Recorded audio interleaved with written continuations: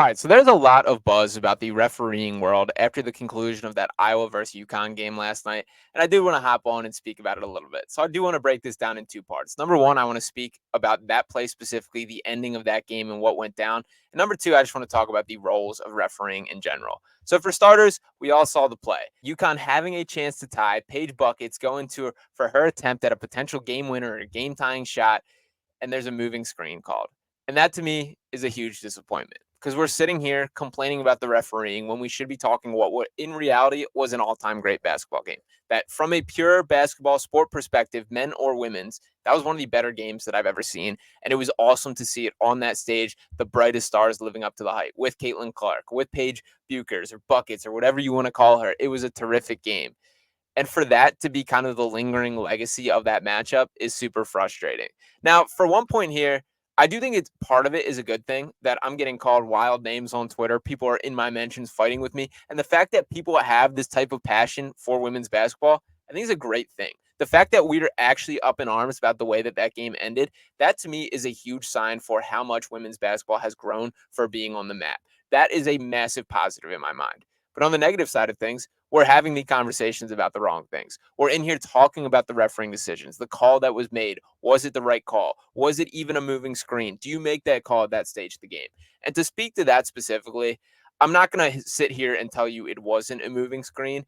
It probably was. I don't think it's clear cut as a lot of people are making it seem. It's very much, and for one of the key differences here, I've seen a ton of people. I've even had people arguing with me that it should have been a flagrant foul, could have been reviewed, which is absolutely wild and just straight up wrong there. For starters, I think there's a little bit of discrepancy in the knowledge of what a screen looks like in women's basketball that I'm not going to break down the anatomical reasons why, but it's normal in women's basketball for them to set a screen with their arms on their chest, not in front of their waist area in the way that men do.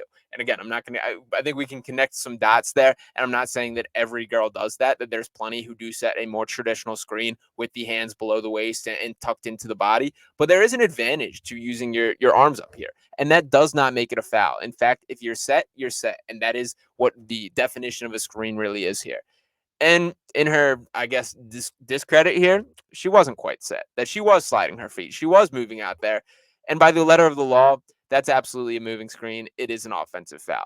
Now, my point, and one of the things that I tweeted out, is I do think that if that happened, if that exact play had happened in the second quarter and there was not a call, that nobody would be up in arms, that that should have been a moving screen, that that was a terrible missed call, referee.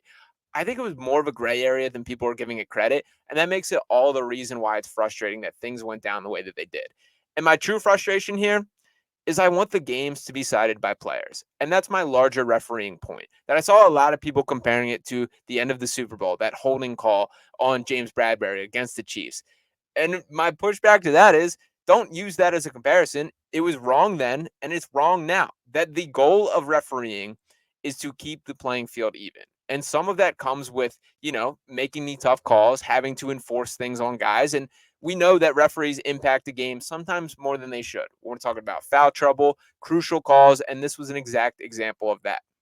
So my frustration being that that was not egregious enough of a foul to take away from allowing the players to decide the game. And I get the pushback that the UConn player, Aaliyah Edwards, I believe is her name, that she decided the game by producing the foul. And while I hear you, but it should be left up to, the actual shot. That if that went in, that would have been an all-time shot by Paige. And if it missed, then that's an all-time moment for Caitlin Clark, that she managed to scrap herself out against a former National Player of the Year, a girl who is way better than she's really gotten recognition. That there's been a ton of buzz about a lot of girls in this tournament, Caitlin Clark, Juju Watkins, whatever. Paige Buckets right up there with all of them, and I want that to be noted for sure.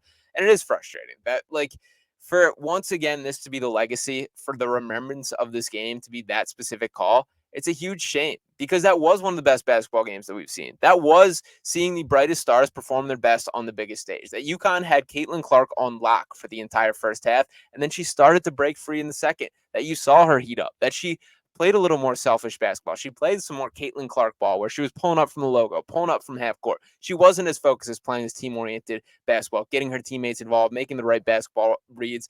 There was a lot of awesome stuff in that game. And it sucks that in my mind and likely in the minds of a lot of people, what I'm going to think about with that matchup is the refereeing call down the stretch. That's what's wrong about it to me. The job of the referees is absolutely to keep the playing field level, but the job is not to decide games. let the girls go out there and play. Let the players decide what the proper outcome to games are.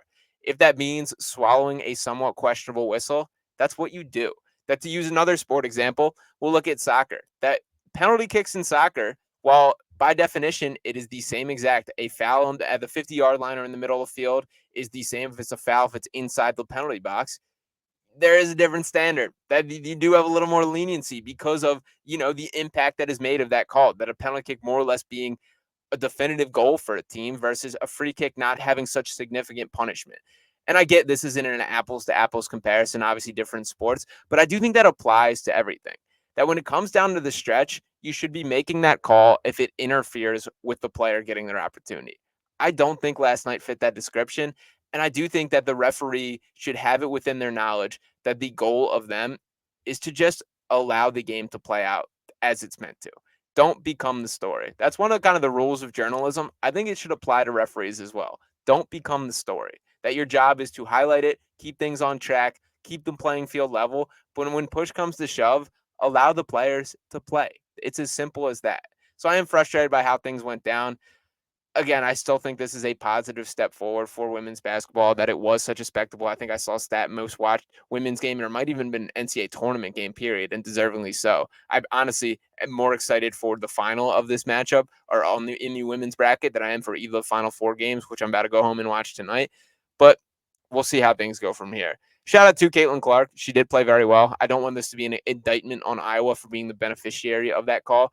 In reality, they did nothing wrong. And in fact, the right to have gotten the foul there. That is the situation. But I still sit in the corner that it's a huge bummer that the referee became the story, decided the game, and that's how we're going to remember things. So shout out to that UConn team. Shout out to Caitlin Clark, and we'll see what happens from here. But I do think there is an ever-growing refereeing issue across sports in general.